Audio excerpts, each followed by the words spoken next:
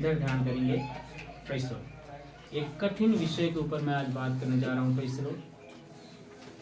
प्रभु की आत्मा मदद करे। एक रक्षा के लिए, एक छुटकारे के लिए परमेश्वर के सामने परमेश्वर के लोग प्रार्थना कर रहे हैं। दाऊद प्रार्थना कर रहा है, लेकिन ये वचन समझिएगा ध्यान से। कहता है कि हमको तूने त्याग दिया, हमको तूने छोड़ दिया।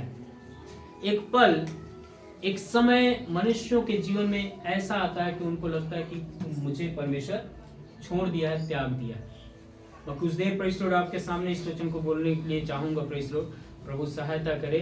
आप लोग समझने के लिए प्रभु से प्रार्थना करें। पवित्र आत्मा आपकी आंखों को, समझ को खोले ताकि समझें। परमेश्वर, दाऊद एक बात जान रहा है कि परमेश्वर ने मेरे हाथ में कुछ चीज दिया है। 4 पद में लिखा है, तूने अपने डरवैयों को झंडा दिया है कि वह सच्चाई के कारण फहराया जाए। उनके हाथ में एक झंडा है। जितने परमेश्वर को भय मानते हैं उनके हाथ में एक झंडा है, जिसको क्या करेंगे, वे फहराएंगे। उनको पता है कि मेरे को प्रभु ने दिया है। ये झंडा जय का झंडा है। मुझे जहां पर जाऊंगा वहां पर गाड़ कर कहूंगा प्रभु ने मुझे जय दिया। फिर भी 10वें पद में क्या कहता है, मुझे क्या कर दिया, तूने छोड़ दिया, त्याग दिया। एक पल, अभी आपके जीवन में यदि परमेश्वर की आत्मा बात करे, अभी आपको लगेगा हाँ मेरे जीवन से सब कुछ हो जाएगा, आप जय अभी पाए। लेकिन उस जगह में जाते जाते पता है लोग क्या होंगे, शिथिल हो जाएंगे। समझिएगा, अभी आपसे प्रभु की आत्मा यदि बात करता है, आप कहेंगे हाँ मैं जीत जाऊंगा, हर एक युद्ध को मैं जीत जाऊंगा। आपके अंदर प्रभु की आत्मा इतना प्रेरित करके आपको प्रेज़ द लॉर्ड परमेश्वर के ऊपर भरोसा रखते हैं, इस चलते आपके मनों को ऐसा कर दिया प्रभु। विश्वास हो गया है कि आप क्या करेंगे, जीत जाएंगे। मैं क्या करूंगा, जीत जाऊंगा, मुझे सफलता मिल जाएगी। ये विश्वास चर्च के अंदर बैठे बैठे आ जाएगा, प्रार्थना करते करते आ जाएगा। लेकिन बोलेगा 5 दिन के बाद मुझे जीतना है, 5वें दिन पहुंचते पहुंचते मैं क्या हो जाऊंगा, शिथिल हो जाऊंगा। दाऊद यही कह रहा है कि क्या तूने हमें छोड़ दिया है, कह रहा है क्या तूने हमें छोड़ दिया है। Praise the Lord. एक वचन को मैं दिखाता हूं। जब परमेश्वर ने प्रेज़ द लॉर्ड अपने लोगों को कहा कि एक जगह मैं तुमको भेजता हूं, वहां तुम जाओ, लेकिन वहां पहुंचने के बाद उनका हाल क्या था जरा से देखते हैं। पढ़ेंगे जरा सा। हाँ पढ़िए एक वचन जो आपको और मुझे मिलेगा, 3:8 निर्गमन। इसलिए ओके, अब मैं उतर आया हूँ कि उन्हें मिस्रियों के वस्त्र छुड़ाऊं, हाँ, और उस देश से निकालकर एक अच्छे और बड़े देश में, जिसमें दूध और मधु की धाराएं बहती हैं, अर्थात कनानी, हित्ती, एमोरी, पेरिज्जी, हिब्बी और यबूसी लोगों के स्थान में पहुंचाऊं। हाँ, परमेश्वर क्या बोल रहा है, अब मैं उनकी पीड़ा को सुनकर क्या कर दिया हूँ, क्या हो गया हूँ, उतर आया हूँ कि मैं उनको कहाँ पहुंचाऊं, दूध और मधु की धारा बहने वाली जगह। वह दूध और मधु की धारा कहाँ पर बहती है, सभी जानते हैं कहाँ पर, सभी जान रहे हैं कहाँ पर, बोलिए ना कौन सी जगह है वो, कनान। यहाँ पर प्रभु आज पहली बार नहीं बोल रहा है कनान, याद रखिएगा। यहाँ पर पहली बार प्रभु नहीं बोल रहा है कनान तेरे को ले जाना चाहता हूँ। यहाँ पर तो 20 लाख लोग है ना, 20 लाख लोगों को बोल रहा है मैं कहाँ ले जाऊंगा, कनान। कनान कहाँ है, अवस्था को समझिएगा। मूसा होरेब पर्वत पर, मिस्र यहाँ से काफी किलोमीटर दूर पीछे, कनान कुछ किलोमीटर, कुछ काफी किलोमीटर दूर आगे, मूसा बीच में। मूसा मिस्र से आया है होरेब पर्वत पर, ना मूसा देखा है कनान को, और जिनको ले जाना चाहता है मिस्र में से निकाल के, वे भी अभी मूसा के पास नहीं। वे कहाँ हैं अभी, वे कहाँ हैं अभी, मिस्र में गुलाम बने पड़े। उनको जाना कहाँ है, कनान। कनान कैसा जगह है, जहाँ दूध और मधु की धाराएं बहती है।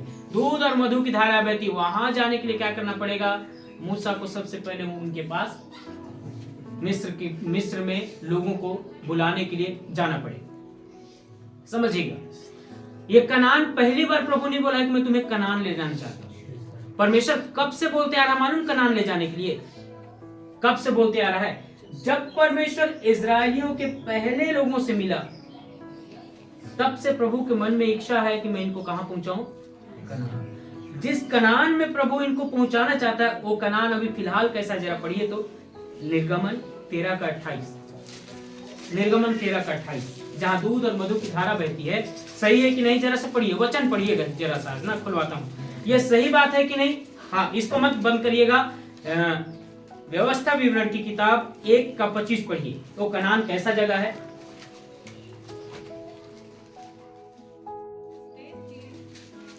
फलों में से कुछ हाथ में लेकर हाँ, उसके पास आए और हमने यह संदेश दिया, जो देश हमारा परमेश्वर यहोवा हमें देता है वह अच्छा है। वह देश कैसा है?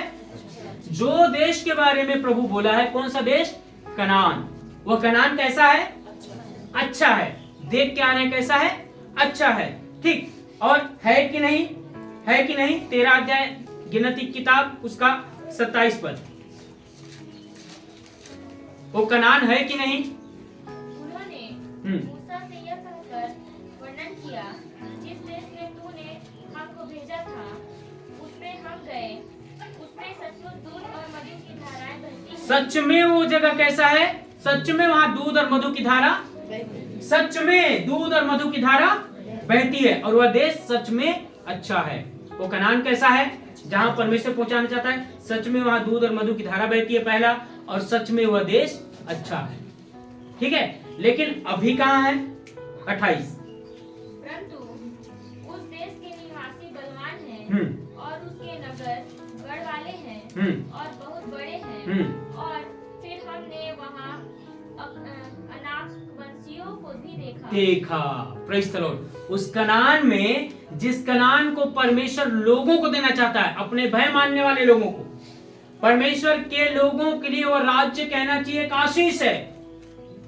जिसको वहां देखना है, परमेश्वर देखना चाहता है कि मैं तुम सबको कनान में, यानी तुम्हारे ठहराए हुए आशीष की जगह में देखना चाहता हूं। लेकिन फिलहाल उस जगह पर कौन आ गया है?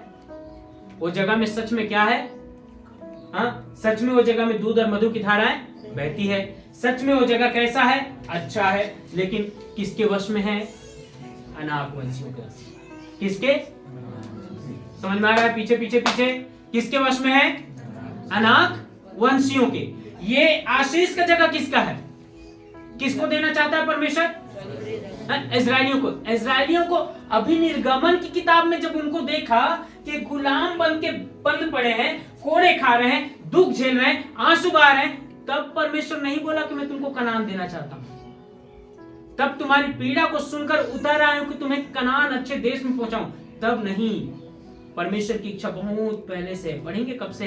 11 अध्याय उसका 31 पद उत्पत्ति, तब से है परमेश्वर की इच्छा। पढ़िए। तेरह अपने पुत्र अब्राहम हाँ। और अपने पोते लूत को, हाँ। लूत जो हारान का पुत्र था, हाँ। और अपनी बहू सारे जो उसके पुत्र अब्राहम की पत्नी थी, हाँ, हाँ, हाँ। इन सबों को लेकर कसदियों के उर नगर से निकल कनान देश जाने को चला। कनान देश जाने को चला और पर हारान नामक देश में पहुंचकर वहीं रहने लगा। रह गया। निकल कर गया कहाँ है? ये अभी अचानक इजरायलियों को प्रभु देना नहीं चाहता है कनान। ध्यान दीजिएगा, अचानक इजरायलियों को देना नहीं चाहता है प्रभु कनान। किससे वादा किया है? इनके पुरखा से वादा किया है कि तुझे कहाँ लेकर जाना है? मुझे कनान। कनान के लिए अपने परिवार को समेटकर, अपने 3 बच्चों को समेटकर, अपने 3 बेटों को समेटकर 13 जब बाहर निकला, कहाँ जा रहा है? कनान। कनान जाते जाते जाते आधे रास्ते में क्या हो गया? वो हारान में ही रुक गया। वहां पर लगा अच्छा अब यहीं पर बढ़ेंगे, यहीं पर फूलेंगे, यहीं पर बढ़ेंगे, यहीं पर रहेंगे। कनान न जा करके, कनान से अच्छा हारान है करके वो क्या किया? वहीं पर रुक गया।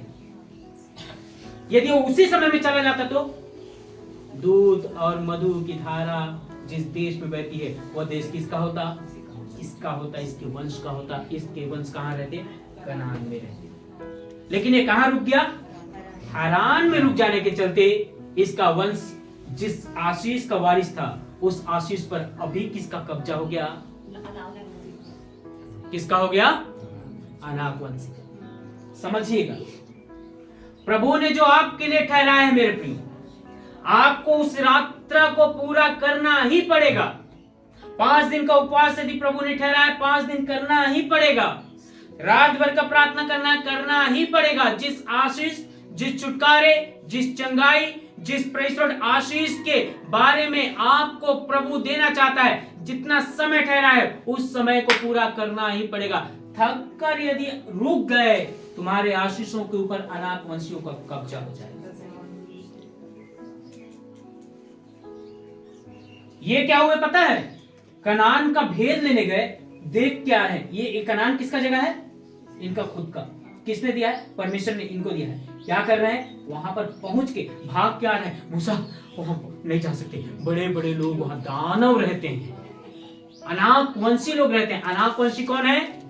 अनाकवंशी उनके पता है गर्दन लंबे हुआ करते थे, गर्दन लंबे ऐसे, बहुत कदकाठी, हिस्ट पुष्ट, शारीरिक डील डोल में बड़े, एकदम लंबे चौड़े। वो लोग कहते हैं जिसका जगह है वो कहता मैं तो उनके सामने कैसा हूँ? टिड्डे के समान हूँ। वो लोग पढ़कर देखिएगा, मैं उनके सामने कैसा हूँ? टिड्डे के समान, चींटी के समान हूँ। ये लोग कह रहे हैं। और वो जगह किसका है?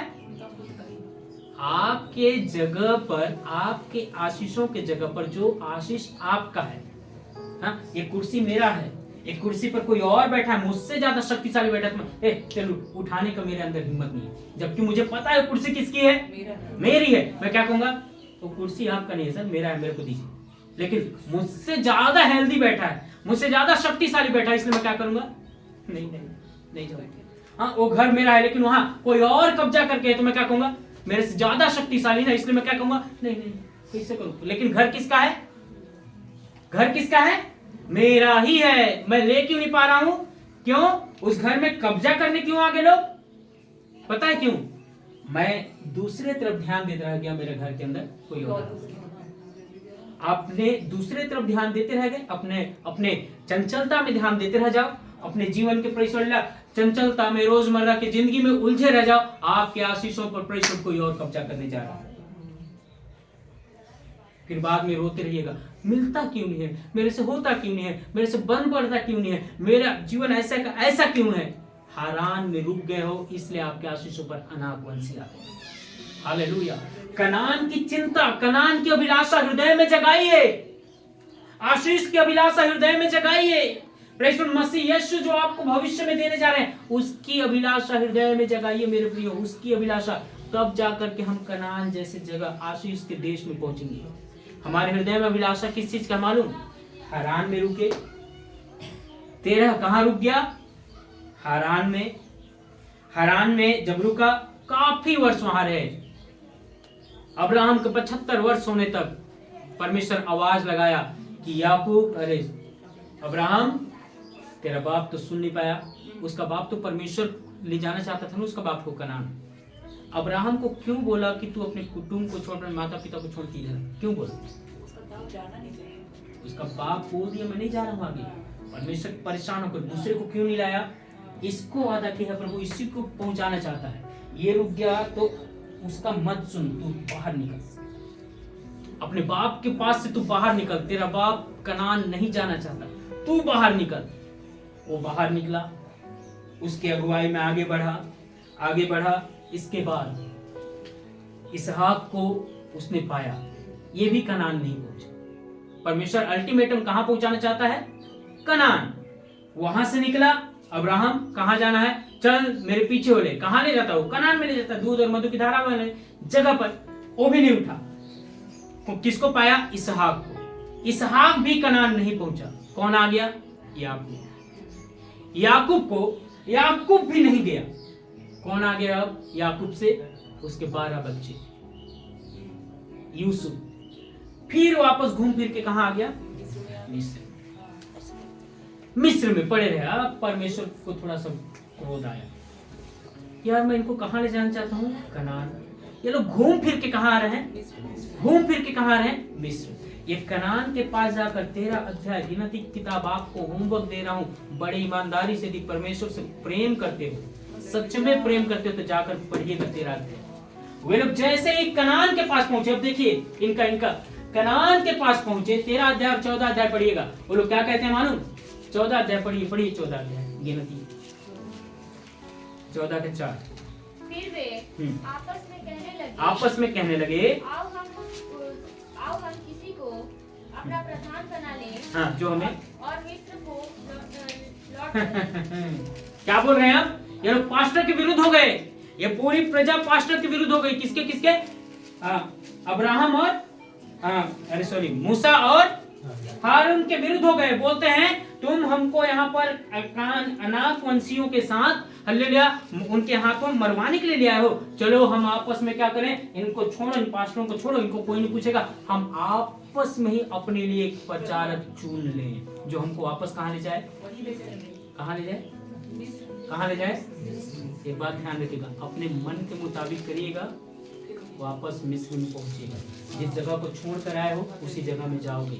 जिस जगह, जिस दुख को, जिस तकलीफ को, जिस पाप को, जिस श्राप को हालेलुया प्रभु ने आपको छुड़ाने के लिए अपना लहू बहाया, यदि अपने से अगुआ चुनोगे, प्रभु आपको वहीं पर वापस भेज देगा। आपका अपना अगुवाई कहाँ लेकर जाएगा? आपको मिस्र में, आपके पुराने जीवन में। अच्छा लगेगा? कनान के पास पहुंच गए। कनान दिख रहा होते, पहाड़ के ऊपर से कटकोना दिखता है, वहीं पहुंच गए हैं और क्या देख रहे हैं? ये रहा कनान। लेकिन लोग क्या कहते हैं? हम कहाँ जाना चाहते हैं? फिर वही जाना चाहिए। मिस्र में। प्रभु ना लोगों के मन से मिस्र को निकालते लोग मर मिटे, लेकिन मिस्र नहीं मिटा। हालेलुया। पुराने जीवन का चाह करने वाले लोग, हालेलुया, यदि अभी भी चाह करते हो, हालेलुया, आप मर मिटोगे, आपके जीवन से पुराना जीवन कभी समाप्त नहीं होगा, भले आप हालेलुया करो,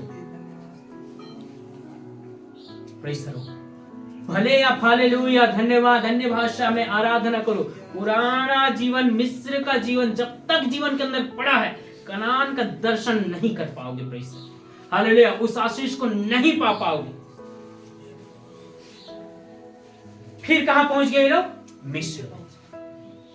मिस्र में पहुंच गए। वहां से निकलना ही नहीं चाहते। इसलिए परमेश्वर अब पहाड़ के ऊपर आकर मूसा से कहता है कि मैं उतर आया हूं कि इनको फिर से कहां पहुंचाऊं? कनान। अब इनको लेकर कहां आ रहा है? कनान। रास्ते में गए, क्या देख रहे हैं? अब उस आशीष की जगह पर क्या है? कौन आ गया है? कितनी पीढ़ी पीछे रही? 13। अब्राहम, इसहाक, याकूब, यूसुफ, फिर इसके बाद कितने और हुए? 75 में से कितने बढ़ गए? 20 लाख। कितनी पीढ़ियां, न जाने सैकड़ों पीढ़ी बीतने के बाद मेरे प्रियो, हालेलुया, कनान जाने के लिए लोग निकले हैं। हालेलुया, सैकड़ों पीढ़ियां संसार में जीवन बिता दिए, दुख तकलीफ में जीवन बिता दिए, कनान की आशीष ऐसे के ऐसे ही बनी रही। Praise the Lord. आपके जीवन, आपके लिए जो आशीष परमेश्वर ने ठहरा कर रखा है, वो हमेशा एक समान बने रहता है। मेरे प्रियो, आपको पहुंचना है उस तक, आपको उस तक पहुंचना है। लेकिन अनाकवंशी की शक्ति प्रेज़ द लॉर्ड लोगों को रोक देता है। ये अनाकवंशी की शक्ति क्या है? अब आगे बढ़ते हैं। ये अनाकवंशी क्या है? मैं बताया अनाकवंशी लोग क्या हैं? अनाकवंशियों के गर्दन जो है ना, ऐसा लंबा हुआ करता था। ये नेक, गर्दन लंबी, कदकाठी, हाई फाई, बलिष्ठ, ताकतवर। उनको देख करके लोग कहते थे तो दैत्य हैं, ये तो दानव हैं। इनसे देख करके लोग दूरी बनाकर रखते थे। ये लोग क्या हुए? जरा पढ़िए 13 अध्याय 28। परंतु उस देश के निवासी बलवान हैं और उसके नगर गढ़ वाले हैं और बहुत बड़े हैं। और फिर हमने वहाँ अनाक वंशियों को भी देखा। बस ये अनाक वंशियों को देखा तो इनका जीवन क्या हो गया? 33। जल्दी। फिर हमने वहाँ नपीलों को अर्थात नपीली जाति वाले अनाक वंशियों को देखा। और हम अपनी दृष्टि में उनके सामने टिड्डे के समान दिखाई पड़ते थे और ऐसे ही उनकी दृष्टि में मालूम पड़ते थे। हाँ, ये क्या हो रहे हैं? आशीष की जगह में पहुंच के इनका मन क्या हो गया? एक शब्द में कहूं तो क्या हो गया? कच्चा हो गया। इनका मन टूट गया। अब आगे नहीं बढ़ सकते हम। इनके मन के अंदर क्या आ गया? ये भाव आ गया कि अब हम आगे नहीं बढ़ सकते। आशीष यहीं पर है लेकिन हम उसको ले नहीं सकते। अनाकवंशी की सबसे पहला, इनकी शक्तियों का सबसे पहला पहचान, जीवन के अंदर डर प्रवेश कर जाए। आशीषों को पाने के चलते ही इतना प्रार्थना किया, फिर भी मन क्या हो जाएगा?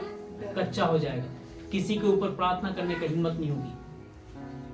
हाँ, पता नहीं ठीक होगा कि नहीं, पता नहीं ठीक हो, ऐसा ये क्या पता है? अनाकवंशी कितनों आराधना कर रहे हो मेरे प्रियो, लेकिन अनाकवंशी की शक्ति जीवन के अंदर कार्य अभी भी कर रहा है। हालेलुया। ये अनाकवंशी, इनका काम क्या है पता है? कि आपको आशीष पाने से रोके, आपके मनों के अंदर डर को पैदा करे, आपको अवस्थाओं को दिखाकर, हालेलुया, वो क्या कहते हैं, जब हम उसको देखे तो हम अपने आप को देखे तो हम क्या हो गए? कमजोर, टिड्डे के समान, चींटी की भांति है। मेरे प्रियो, अनाकवंशी यही करता है, प्रेषित चीजों के सामने आपको डर खड़ा कर देता। देखे, अरे बाप रे, इससे कोई इसको मैं नहीं सकता। कभी आपने देखा परीक्षा देने जाता है कोई बच्चा, तो क्या होता है? परीक्षा देने जाने वाला बच्चा क्या होता है? परीक्षा जाने के बाद देखेगा, क्वेश्चन पेपर देखे, नहीं सकूंगा। जबकि यदि पढ़कर देखता हूं अंदर का क्वेश्चन क्या है, पूरा पढ़कर देखो, खत्म हो जाएगा, लिख सकते हो, लेकिन प्रश्न देख करके ही डर। उसी तरह मेरे प्रियो, आशीष की जगह में पहुंचोगे ना, पाने की जगह में पहुंचोगे, परमेश्वर आपको चाहता है आशीष देना, दुष्टात्मा आपको चाहता है डर पाना। उस तक मत पहुंचे। मेरे प्रियो, ये चीज हर एक विश्वासी के जीवन में है। आशीषों तक पहुंचने से रोकने के लिए परमेश्वर चाहता है आप आशीष पाए। दुष्टात्मा एक अनाकवंशी को आपके सामने खड़ा कर दिया, उससे जीतना है आप। लेकिन हम जीतने के बजाय क्या करते हैं पता है? 14 अध्याय में है ना, 14 अध्याय में हम लोग क्या करते हैं? बलवा करते हैं। क्या बलवा है, जरा पढ़िए। 9 केवल इतना करो कि तुम यहोवा के विरुद्ध बलवा ना करो। तुम यहोवा परमेश्वर के विरुद्ध क्या करो? हम जैसे ही घबराए, हम जैसे ही परमेश्वर हताश हुए, हम जैसे ही निराश हुए, हम बलवा करते हैं। आशीष की जगह में पहुंचते पहुंचते हमारा मन जब कच्चा हुआ, हम क्या करते हैं? बलवा करते हैं। बलवा करने का मतलब क्या होता है? परमेश्वर के खिलाफ जाना। अब हो गया, परमेश्वर नहीं करेगा। अब हो गया, हमारी प्रार्थना नहीं सुनी जाएगी। अब हो गया, मेरे उपवास का प्रतिफल नहीं दिखेगा। अब हो गया, अब मुझे और प्रार्थना नहीं करना, और कलीसिया नहीं जाना, और प्रार्थना नहीं कराना। ये कह के क्या होता पता? मन कच्चा हो जाता, तो हम परमेश्वर के विरुद्ध बलवा करते हैं। और प्रभु नहीं चाहता कि तुम क्या करो? बलवा। इस जगह में यदि जीतना है तो कैसे लोगों को प्रभु जीत देना चाहता है पता है मेरे प्रियो? ये 20 लाख लोगों में सबका मन कच्चा हो गया।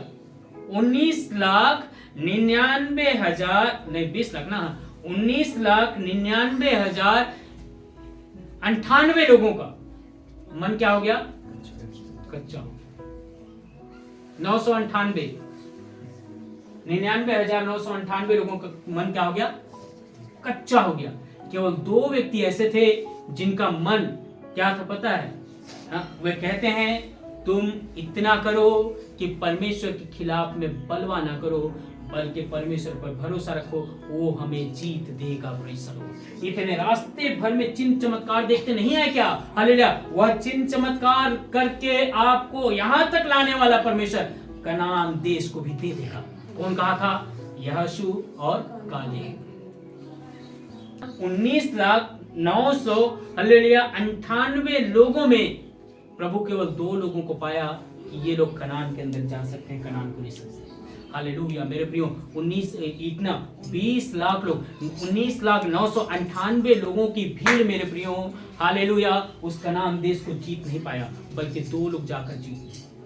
कैसे लोग थे ये परमेश्वर की पिछली बातों को ध्यान देते देते अपने मनों में परमेश्वर ने कैसे कैसे उपकार मेरे जीवन में किए, इन बातों को ध्यान में रखने के चलते इनका भरोसा कहीं पर कच्चा नहीं हुआ और कनान के वारिस बने। हालेलुया। लेकिन जो लोग परमेश्वर के पिछले उपकारों को भूलकर आगे बढ़ते हैं, ये वाला नहीं मिला, मेरा परमेश्वर नहीं है। यहां पर मिल गया तो यहां पर हाँ प्रभु धन्यवाद, लेकिन यहां पर आकर के परमेश्वर मेरे को ये उपकार नहीं दिया, मैं कहूंगा मेरा परमेश्वर नहीं है। अरे भाई, ये वाला अभी नहीं मिला है, उपकार को याद कर पिछले दिनों में प्रभु तेरे ने क्या किया। हालेलुया। तेरे लिए क्या किया, उपकार को याद करके पता है ऐसा क्यों करना चाहता है प्रभु, क्यों होने देता है आपके मेरे जीवन में। सबको प्रभु यहोशू और कालेब बनाना चाहता है। विपरीत हालातों में यहोवा परमेश्वर के ऊपर भरोसा रखने के लिए प्रभु चाहता है सब यहोशू कालेब का स्वभाव पाले। पता है मेरे प्रियो, जैसे ही ये कनान प्रवेश करने वाले थे, सब डर के भाग रहे हैं, यहोशू कालेब क्या किए, अपने हालेलुया परमेश्वर पर भरोसा रखकर आगे बढ़े। परमेश्वर पा गया इतने भीड़ में दो लोगों को, किसको किसको? यहोशू और कालेब को, कि ये मेरे ऊपर भरोसा रखने वाले व्यक्ति हैं। जब इनके ऊपर भरोसा रखने वाले व्यक्ति हैं तो क्या हुआ, जरा पढ़िएगा। व्यवस्था विवरण अध्याय 9 दूसरा पद क्या होगा जरा देखते हैं। फिर मैं थोड़ा थोड़ा आगे जल्दी जल्दी बताऊंगा, खत्म होने जा रहा है, 5 मिनट और बोलूंगा, इसके बाद रोकूंगा। 9:2 उनमें बड़े बड़े हाँ और लंबे लंबे लोग हाँ अर्थात अनाकवंशी रहते हैं, ओके, जिनका हाल तू जानता है। शिबाला और उनके विषय में तूने यह सुना है कि अनाकवंशियों के सामने कौन ठहर सकता है। कौन ठहर सकता है? इसलिए आज तू ये जान ले कि जो तेरे आगे भस्म करने वाली आग के समान पार जाने वाला है, वह तेरा परमेश्वर यहोवा ये है। वह यहोवा है और वह उनका सत्यानाश करेगा। और वह उनका सत्यानाश करेगा। परमेश्वर बोलता है यहोशू कालेब को, सुन ले, तूने देखा अनाकवंशी को, उनके सामने कोई ठहर नहीं सकता, लेकिन याद कर तेरे साथ रात को आग में भस्म करने वाला खंबा बनकर जो चलता था, दिन में बादल बनकर चलता था, वही यहोवा तेरे लिए उन अनाकवंशियों को नाश करेगा। हालेलुया।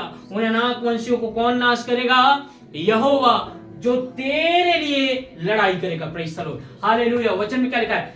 अनाकवंशियों के सामने कोई नहीं ठहर सकता, लेकिन यहोवा तेरे लिए उनको नाश करेगा। अपना यहोशू और कालेब का स्वभाव को इन दिनों अपने आप को जगाइए। हालेलुया। उस स्वभाव को धारण करिए।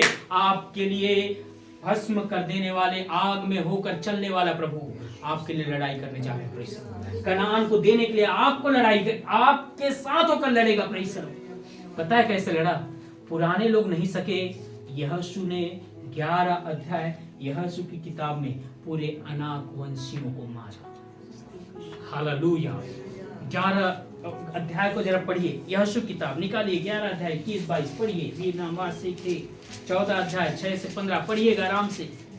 उस समय यहोशू ने पहाड़ी देश में आकर हेब्रोन, दबीर, अनाब, वरन यहूदा और इस्राएल दोनों के सारे पहाड़ी देश में रहने वाले अनाकियों को नष्ट किया।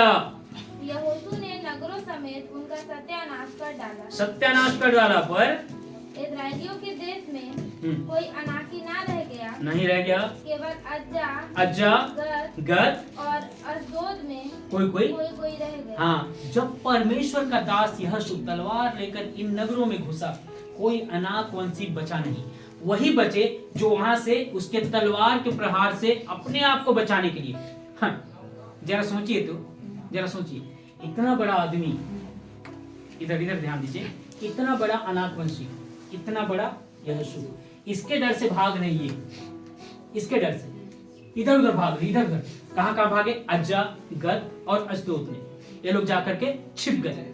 लेकिन बाकी जितने उसके तलवार के चपेट में आए, सब के सब क्या हो गए? सत्यानाश। प्रभु ने इतना ताकत दिया यहोशू। मेरे प्रियो, हालेलुया। परमेश्वर ने यहोशू को ताकत देकर कनान देश के अंदर रहने के लिए, आशीष के जगह में रहने के लिए उसको सहायता किया।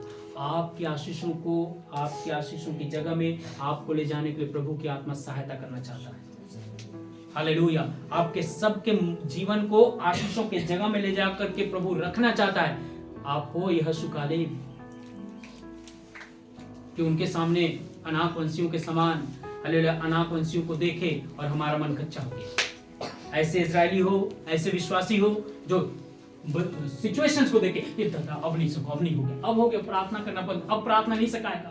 हाँ, कई लोग तो प्रार्थना नहीं करते हैं, फिर एक बार का प्रार्थना नहीं हुआ इसका मतलब करने नहीं है। अरे भाई, एक प्रार्थना एक ऐसी ताकत है मेरे प्रियो, इस प्रार्थना में प्रेज़ द लॉर्ड, हालेलुया, जलन रखने वाला परमेश्वर, इस प्रार्थना में आग में होकर चलने वाला परमेश्वर, हालेलुया, हमारे शत्रुओं को, अनाकवंशियों को सत्यानाश करने का सामर्थ्य आपको ही दे देगा। प्रेज़, जैसे यहोशू को दिया।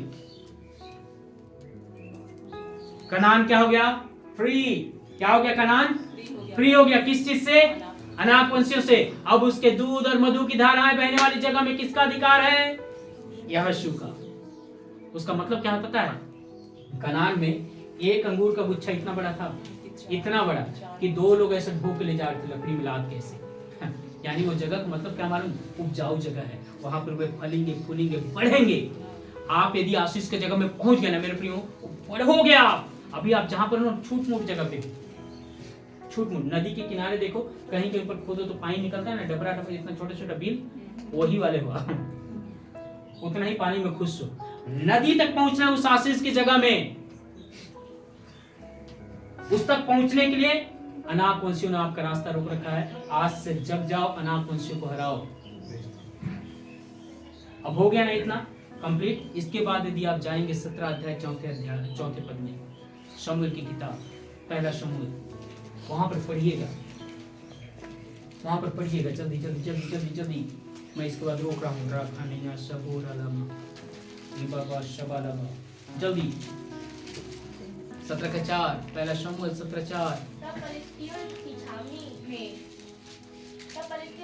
में से गोलियत नामक एक वीर निकला, जो गत नगर का था, और उसकी लंबाई 6 हाथ 1 बित्ता थी। उसके सिर पर पीतल। बस हो गया, रहने दो। अब जब आप इसको पढ़े हैं, यह शाऊल जब अपनी सेना लेकर पलिश्तियों से लड़ाई करने गया, तो पलिश्तियों के तरफ से, ऐसे लिखा है ना, ये पलिश्तियों के छावनी में, पलिश्तियों की छावनी में से कौन निकला? गोलियत। गोलियत क्या था? पलिश्ती था कि? यहीं पर गलती किया है, वहां पर पढ़िए ढंग से क्या लिखा है। पलिश्तियों के छावनी में से, यानी कि पलिश्तियों के तरफ से लड़ने के लिए एक वीर निकला है। वो वीर कहाँ का था? कहाँ का था? वहीं पर लिखा है, पढ़ो फिर से। तब पलिश्तियों की छावनी में से गोलियत नामक एक वीर निकला, जो गत नगर का था। जो 22 पद में हमने पढ़ा, 11 का 22 में, जब यहोशू अनाकवंशियों को मार रहा था, कुछ लोग भागे, कहाँ गए? अज्जा, गत, अस्दोद। गत में कौन था? अनाकवंशी। अज्जा में भी कौन गया? अनाकवंशी। गत में भी अनाकवंशी, अस्दोद में भी अनाकवंशी। तो ये गत कौन सा जगह है मालूम? गत पलिश्तियों के रहने का एक जगह है, जहां पर कई सालों से, सैकड़ों सालों से ये पलिश्ती लोग अनाकवंशी लोग कनान की ओर नहीं गए हैं। ये लोग यहीं पर रहने लगे, पलिश्तियों का साथी बनकर, पलिश्तियों को बनकर। तो जब वक्त आया कि चलो हम लड़ाई करने जा रहे हैं इजराइल के राजा से, हालेलुया, साउल से लड़ाई करने जा रहे हैं, चलो हमारी तरफ से, इतने साल तक तुम्हें मेहनत करके तुम्हें शरण दिया है, हमारे साथ चलो लड़ने। पता है उन्हीं की तरफ से, हालेलुया, लड़ने के लिए कौन आ गया? एक गतवासी अनाकवंशी। यहाँ पर भी खड़ा होकर के, हालेलुया, इतने साल बीत गए, शक्ति वही का वही है। किसका? अनाकवंशी का। जब शाऊल की सेना उधर हजारों लोग हैं, इधर अकेले आकर खड़ा हुआ, कहता है कौन है जो मुझसे लड़ेगा? सबके सब डर के, जो पहले डर कर सिमट गए थे 19 लाख लोग, 19,998 लोग, आज भी प्रेषित उसी आवाज को सुनकर लोग डरकर पीछे हो गए। जिस प्रकार यहोशू उनके समय में आगे आया, कालेब आगे आया, ठीक उसी समान यहाँ पर दाऊद आगे आता है। वो क्या किया? वो परमेश्वर के खिलाफ नहीं गया मेरे प्रियो, वो परमेश्वर के खिलाफ नहीं गया। जिस प्रकार वहां पर यहोशू कालेब ने, हालेलुया, परमेश्वर पर भरोसा रखा कि परमेश्वर मेरा युद्ध लड़ेगा, ठीक उसी प्रकार दाऊद ने इस अनाकवंशी के सामने भी कहता है, हालेलुया, ये खतना रहित व्यक्ति उस जीवित परमेश्वर की सेना को कैसे ललकार सकता है? मैं इसको कुत्ते के समान मारूंगा।